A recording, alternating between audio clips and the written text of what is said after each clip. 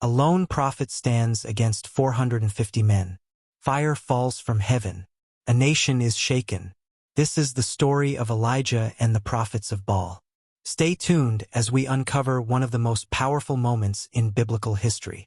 A vast dry land, a worried king, and an approaching prophet. The land of Israel was in trouble. For years there had been no rain. Famine and drought gripped the nation. Why?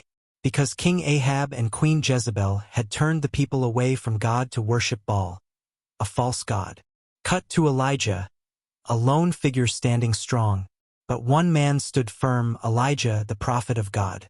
And he had a challenge for King Ahab. Mount Carmel, Elijah standing before a massive crowd. 450 prophets of Baal in the background.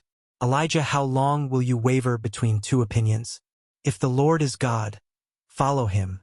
But if Baal is God, follow him. The challenge was simple. Both sides would prepare a sacrifice.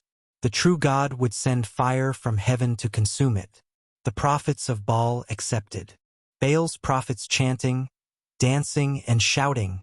From morning until noon, the prophets of Baal cried out, "O Baal, answer us." They danced, they shouted, but there was no answer. Cut to Elijah, smirking. "Elijah, maybe your God is sleeping? Shout louder."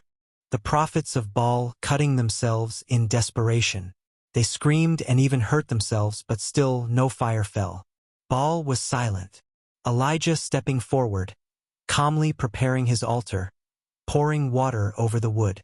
Then Elijah took his turn. He rebuilt the altar of the Lord and did something unthinkable.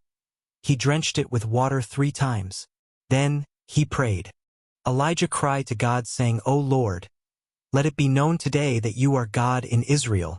A bolt of fire falls from the sky, consuming the sacrifice, the wood, the stones, and even the water. Instantly, fire fell from heaven. The people fell to the ground, crying, "The Lord, He is God."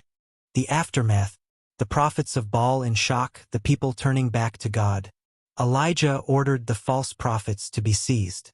The people turned back to the true God. And soon after, rain finally returned to Israel. The drought was over. Visuals. A bright sky. Elijah standing victorious. Narrator. This story is a powerful reminder. There is only one true God. He answers prayer. He proves His power.